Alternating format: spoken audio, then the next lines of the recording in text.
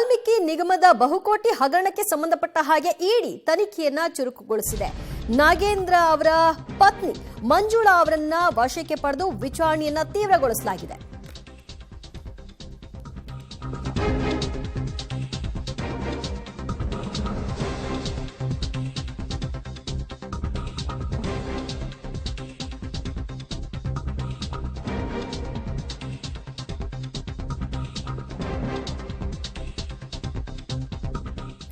ವಾಲ್ಮೀಕಿ ನಿಗಮದಲ್ಲಿ ಬಹುಕೋಟಿ ಹಗರಣ ಸಂಬಂಧ ತನಿಖೆಯನ್ನ ಕೈಗೆತ್ತಿಕೊಂಡಿರುವಂತಹ ಇಡಿ ಪ್ರಕರಣದ ವಿಚಾರಣೆಯನ್ನ ತೀವ್ರಗೊಳಿಸಿದೆ. ಇಡಿ ವಶದಲ್ಲಿ ಸದ್ಯ ನಾಗೇಂದ್ರ ಅವರ ಪತ್ನಿ ಮಂಜುಳಾ ಅವರಿದ್ದು ವಿಚಾರಣೆಗೆ ಒಳಪಟ್ಟಿದ್ದಾರೆ. ನಾಗೇಂದ್ರಗೆ ಸಂಬಂಧಿಸಿದಂತಹ ಬ್ಯಾಂಕ್ ಅಕೌಂಟ್ಗಳ ಪರಿಶೀಲನೆಯನ್ನ ಮಾಡಲಾಗ್ತಾ ಇದೆ. ನಾಗೇಂದ್ರ ಅವರ ಪತ್ನಿ ಕುಟುಂಬಸ್ಥರ ಅಕೌಂಟ್ ಪರಿಶೀಲನೆಯನ್ನ ಇಡಿ ನಡೆಸ್ತಾ ಇದ್ದು, ಪತ್ನಿಯ ಅಕೌಂಟ್ನಲ್ಲಿ ಹೆಚ್ಚುವರಿಯಾಗಿ ಹಣ ವರ್ಗಾವಣೆಯಾಗಿರೋ ಬಗ್ಗೆ ಮಾಹಿತಿ ಸಿಕ್ಕಿರೋ ಹಿನ್ನೆಲೆಯಲ್ಲೇ ಅವರನ್ನ ವಶಕ್ಕೆ ಪಡೆದು ವಿಚಾರಣೆಯನ್ನ ನಡೆಸಲಾಗ್ತಾ ಇದೆ. ಹಣದ ವರ್ಗಾವಣೆ ಯಾರ್ಯಾರಿಗೆ ಅಂದ್ರೆ ಅವರ ಒಂದು ಬಿಸ್ನೆಸ್ ಪಾರ್ಟ್ನರ್ಸ್ ಇರಬಹುದು ಅಥವಾ ಸಂಬಂಧಿಗಳಿರಬಹುದು, ಸ್ನೇಹಿತರಿರಬಹುದು, ಇವರ ಅಕೌಂಟ್ನಿಂದ ಮತ್ತೊಬ್ಬರ ಅಕೌಂಟ್ಗೆ ಹಣ ವರ್ಗಾವಣೆಯಾಗಿದೆ ಈ ಒಂದು ಪೀರಿಯಡ್ನಲ್ಲಿ ಅಂದಾಗ ಅವರೆಲ್ಲರನ್ನೂ ಕೂಡ ವಿಚಾರಣೆಗೆ ಒಳಪಡಿಸುವಂತಹ ಕೆಲಸವನ್ನ ಇಡಿ ಮಾಡ್ತಾ ಇದೆ. ಅದರ ಭಾಗವಾಗಿ ನಾಗೇಂದ್ರ ಅವರ ಪತ್ನಿ ಮಂಜುಳಾ ಕೂಡ ವಿಚಾರಣೆಗೆ ಭಾಗಿಯಾಗಿದ್ದಾರೆ. ನಾಗೇಂದ್ರ ಅವರ ಬ್ಯಾಂಕ್ ಅಕೌಂಟ್ಗಳ ಪರಿಶೀಲನೆಯನ್ನು ಕೂಡ ಈ ಸಂದರ್ಭದಲ್ಲಿ ನಡೆಸಲಾಗ್ತಾ ಇದೆ. ಕೇವಲ ನಾಗೇಂದ್ರ ಮಾತ್ರ ಅಲ್ಲ, ಅವರ ಪತ್ನಿ ಮತ್ತು ಕುಟುಂಬಸ್ಥರ ಅಕೌಂಟ್ಗಳ ಪರಿಶೀಲನೆಯನ್ನು ಕೂಡ ಇಡಿ ನಡೆಸ್ತಾ ಇದೆ.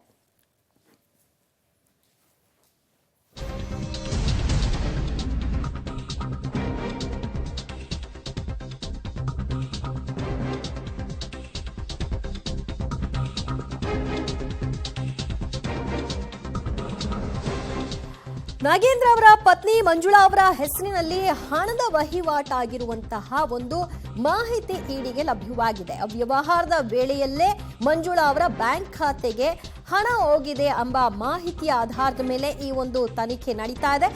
ಈ ಹಣದ ಮೂಲವನ್ನ ಇಡಿ ಪ್ರಶ್ನೆಯನ್ನ ಮಾಡೋ ಮೂಲಕವಾಗಿ ಪಡೆದುಕೊಳ್ತಾ ಇದೆ. ಈ ಸಮಯದಲ್ಲಿ ಬಂದಿರುವ ಹಣಕ್ಕೆ ನಿಖರ ಕಾರಣವನ್ನ ಪತ್ತೆ ಹಚ್ಚೋ ಕೆಲಸವನ್ನ ನಡೆಸಲಾಗ್ತಾ ಇದೆ. ಹೀಗಾಗಿಯೇ ಮಂಜುಳಾ ಅವರನ್ನ ಇಡಿ ಅಧಿಕಾರಿಗಳು ವಿಚಾರಣೆಗಾಗಿ ಕರೆದು ವಿಚಾರಣೆಯನ್ನ ನಡೆಸ್ತಾ ಇದ್ದಾರೆ. ನಿಮ್ಮ ಅಕೌಂಟ್ಗೆ ಇಷ್ಟು ಮೊತ್ತದ ಹಣ ಯಾವ ಕಾರಣಕ್ಕಾಗಿ ಬಂತು, ಅದರ ಮೂಲ ಏನು, ಈ ಅವಧಿಯಲ್ಲೇ ನಿಮ್ಮ ಅಕೌಂಟ್ಗೆ ಬಂದದ್ರ ಬಗ್ಗೆ ನಿಮಗಿರುವಂತಹ ಸ್ಪಷ್ಟ ಮಾಹಿತಿ ಏನು, ಇದೆಲ್ಲದರ ಬಗ್ಗೆ ನಮಗೆ ಡಿಟೇಲ್ ಆಗಿ ಹೇಳ್ತಾ ಹೋಗಿ ಅಂತ ಇಡಿ ಅಧಿಕಾರಿಗಳು ಪ್ರಶ್ನೆಗಳನ್ನ ಹಾಕ್ತಾ ಇದ್ದಾರೆ. ಇಡಿ ಅಧಿಕಾರಿಗಳ ವಶದಲ್ಲಿರುವಂತಹ ನಾಗೇಂದ್ರ ಅವರ ಪತ್ನಿ ಈ ಹಣದ ಮೂಲದ ಕುರಿತಾಗಿ ಮಾಹಿತಿಯನ್ನ ನೀಡಬೇಕಾಗತ್ತೆ. ಅವರು ಯಾವ ರೀತಿಯಾಗಿ ಇದಕ್ಕೆ ಸಹಕಾರವನ್ನ ಕೊಡ್ತಾರೆ ಇತ್ಯಾದಿಯನ್ನ ಗಮನಿಸಬೇಕು. ಆದ್ರೆ ಅವ್ಯವಹಾರ ನಡೆದಿರುವ ವೇಳೆಯಲ್ಲೇ ಮಂಜುಳಾ ಅವರ ಬ್ಯಾಂಕ್ ಅಕೌಂಟ್ಗೆ ಹಣ ವರ್ಗಾವಣೆ ಆಗಿದೆ ಎಂಬ ಸ್ಪಷ್ಟ ಮಾಹಿತಿಯ ಆಧಾರದ ಮೇಲೆ ಈ ತನಿಖೆಯನ್ನ ನಡೆಸಲಾಗ್ತಾ ಇದೆ.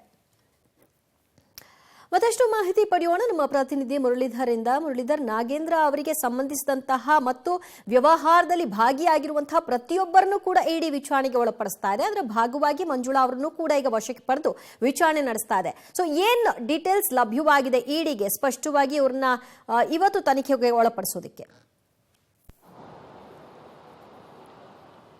ದಿವ್ಯೇನಂದ್ರೆ ಈ ಪ್ರಕರಣಕ್ಕೆ ಸಂಬಂಧಪಟ್ಟಂತೆ ಈಗಾಗಲೇ ನಾಗೇಂದ್ರ ಅವರನ್ನ ಕಳೆದ 5 ದಿನಗಳಿಂದ ಇಡಿ ಅಧಿಕಾರಿಗಳು ವಿಚಾರಣೆಗೆ ಒಳಪಡಿಸಿರುವಂತ, ಜೊತೆಗೆ ಅವರ ಬ್ಯಾಂಕ್ ಡೀಟೇಲ್ಸ್ ಇರ್ಬೋದು, ಜೊತೆಗೆ ಬೇರೆ ಬೇರೆಯ ದಾಖಲಾತಿಗಳೇನಿತ್ತು ಆ ದಾಖಲಾತಿಗಳನ್ನೆಲ್ಲ ಕೂಡ ಕೂಲಂಕುಷವಾಗಿ ಪರಿಶೀಲನೆಯನ್ನ ಮಾಡ್ತಾ ಇದ್ದಾರೆ. ಈಗ ಸಿಕ್ಕಿರುವಂತ ಮಾಹಿತಿ ಪ್ರಕಾರ ಮಂಜುಳಾ ಅವರ ಪತ್ನಿ, ನಾಗೇಂದ್ರ ಅವರ ಪತ್ನಿ ಮಂಜುಳಾ ಅವರ ಅಕೌಂಟ್ಗಳು ಕೂಡ ಈ ರೀತಿಯಲ್ಲಿ ಈ ಪ್ರಕರಣಕ್ಕೆ ದುರುಪಯೋಗ ಆಗಿತ್ತು. ಜೊತೆಗೆ ಅದರಲ್ಲಿ ಹಣವನ್ನ ಕೂಡ ಟ್ರಾನ್ಸಾಕ್ಟ್ ಅನ್ನ ಮಾಡಿದ್ದಾರೆ ಅನ್ನೋದ್ರ ಬಗ್ಗೆ ಆರೋಪಗಳು ಕೇಳಿ ಬಂದಿತ್ತು.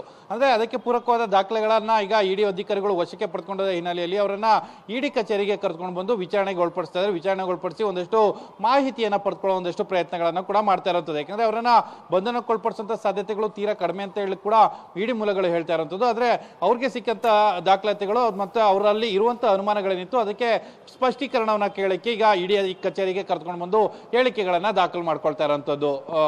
ದಿವ್ಯಾ, ಅಂದ್ರೆ ಈಗ ಅವರ ಅಕೌಂಟ್ಗೆ ಇದೇ ಅವಧಿಯಲ್ಲಿ ಎಷ್ಟು ಹಣ ಹೋಗಿದೆ ಅನ್ನೋದ್ರ ಬಗ್ಗೆ ಮಾಹಿತಿ ಲಭ್ಯವಾಗ್ತಾ ಇದೆಯಾ ಮುರಳಿ?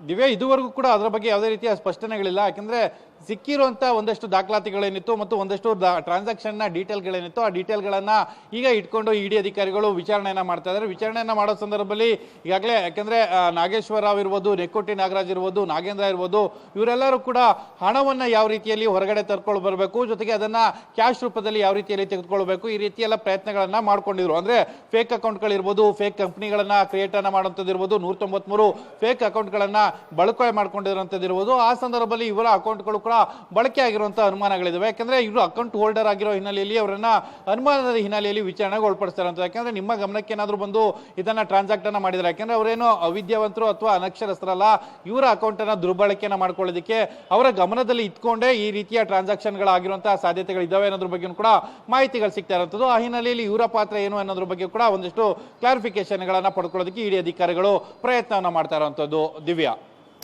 ಥ್ಯಾಂಕ್ ಯು ಮುರಳಿ ನಿಮ್ಮೆಲ್ಲ ಮಾಹಿತಿಗೆ. ಸದ್ಯ ನಾಗೇಂದ್ರ ಅವರ ಪತ್ನಿಯನ್ನ ವಿಚಾರಣೆಗಾಗಿ ಕರೆಯಲಾಗಿದೆ. ಅವರನ್ನ ಅರೆಸ್ಟ್ ಮಾಡುವಂತಹ ಸಾಧ್ಯತೆ ತೀರಾ ಕಡಿಮೆ ಅಂತ ಹೇಳಲಾಗ್ತಾ ಇದೆ. ಬಟ್ ನೋಡಬೇಕು ಅವ್ರು ಯಾವ ರೀತಿಯಾಗಿ ತನಿಖೆಗೆ ಸಹಕಾರವನ್ನ ಕೊಡ್ತಾರೆ. ಬ್ಯಾಂಕ್ ಡೀಟೇಲ್ಸ್ಗಳ ಬಗ್ಗೆ ಮತ್ತು ಆ ಬ್ಯಾಂಕ್ನ ಖಾತೆಗೆ ಬಂದಿರುವಂತಹ ಹಣದ ಮಾಹಿತಿಯ ಕುರಿತಾಗಿ ಅವ್ರು ಕೊಡುವಂತಹ ವಿವರಗಳ ಆಧಾರದ ಮೇಲೆ ಮುಂದಿನ ತನಿಖೆ ಯಾವ ರೀತಿ ಸಾಗುತ್ತೆ ಅನ್ನೋದು ಸ್ಪಷ್ಟವಾಗಿ ಗೊತ್ತಾಗುತ್ತೆ. ಸದ್ಯ ನಾಗೇಂದ್ರ ಮತ್ತು ಅವರ ಪತ್ನಿ ಜೊತೆಗೆ ಅವರ ಸಂಬಂಧಿಕರ ಒಂದು ಬ್ಯಾಂಕ್ ಅಕೌಂಟ್ಗಳ ಪರಿಶೀಲನೆಯನ್ನ ನಡೆಸ್ತಾ ಇರ್ತಕ್ಕಂತಹ ಇಡಿ ಅದರ ಭಾಗವಾಗಿ ಈಗ ಮಂಜುಳಾ ಅವರ ಒಂದು ವಿಚಾರಣೆಯನ್ನು ಕೂಡ ಮುಂದುವರಿಸಿದೆ.